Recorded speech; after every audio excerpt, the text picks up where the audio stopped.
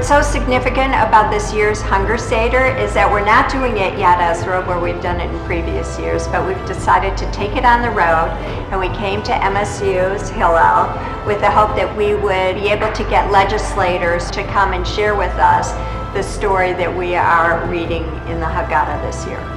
I think it is so vitally important that Yad Ezra takes the Hunger Seder on the road.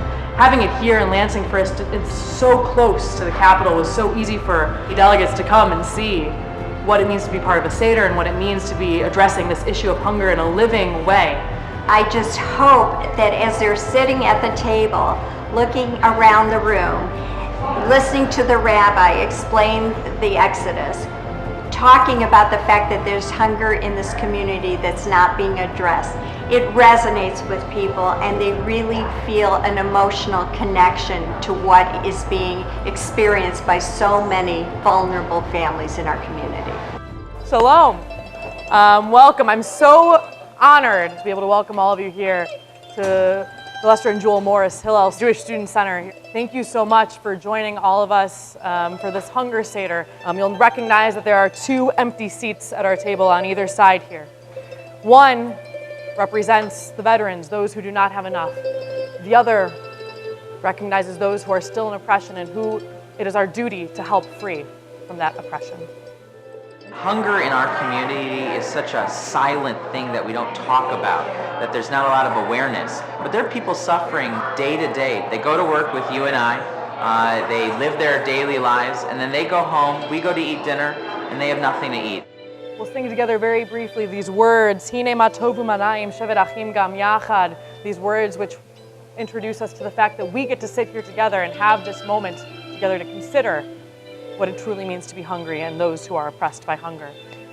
Hine ma tovu manayim shevet achim gam yachad. I think it's great that we are highlighting the issue with veterans and hunger with veterans. The fact that they might not have enough to eat. I mean, that's the minimum that we owe them. Obviously, we want to take care of our veterans, and food should be that number one thing. Hunger is experienced too often among veterans, especially those veterans having difficulty transitioning back to civilian life and the workforce, waiting extended periods of time for disability determinations, or struggling to make ends meet. For currently serving members of the military, It's a very appropriate topic to focus on those who have served us, and yet we are not helping them when they get back.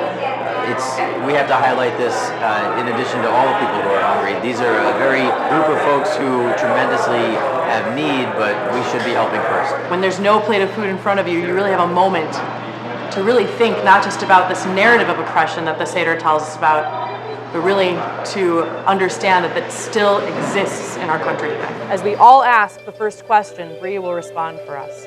So we all say, why during this Seder do we focus on hunger? We read together the second question.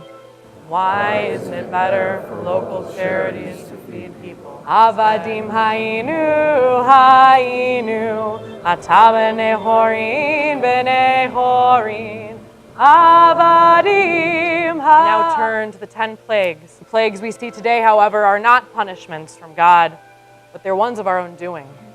If we were to be going through the Seder with food, with wine, we would take one drop out of our wine glass and recognize each of these plagues.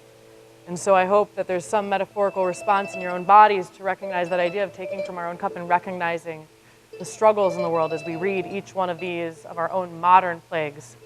So the idea that we are not having any food whatsoever really, I think, hones in this message that, wow, there are people who sit at a table with an empty plate. We wanted to give you time to reflect on the experience of being part of a Hunger Seder. We're going to read together this last line, and then I'm going to ask you to take a few moments for reflection. So we read together on page 21. This year we are here, next year in Jerusalem. This year we are pained by hunger. Next year may all who are hungry come and eat. That we can work together to help end hunger in our own country. Make sure that these things change for our military, veterans, those who are military families currently, and truly all of those who do not have a seat here today because they are still sitting hungry somewhere else that we need to take action towards. And so you have a plate in front of you. create maybe one word of a reflection, one word of something that you hope you will do from today to change. A thought, a sentence or two on this experience, how it moved you, and why you feel that being part of a hunger Seder is important. When we ask our attendees to write on the plate, what we're doing is asking them for their reflections, their experiences, their emotions. What is it like to be at a table where no food is served when you expect it? Watching as representatives, senators, students sat and considered what they were going to do to create change.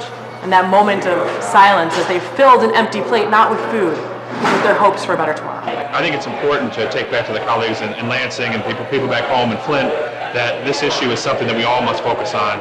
It has no partisan stripes. It affects people all across the state of Michigan, young and old, urban communities, rural communities, suburban, and it's important for us all to focus on it. No one deserves to be hungry. This goes beyond religious convictions. As a community, we need to be cognizant about what we're eating because there are people who are hungry. We need to be cognizant about what we're wasting because there are people who are hungry. And if we take those small steps, then we can take larger steps in making sure that we do not have hunger, that we eliminate it together as family, friends, and a community. Oseh shalom bimromav, uya'aseh shalom aleinu ve'al kol ha'olam.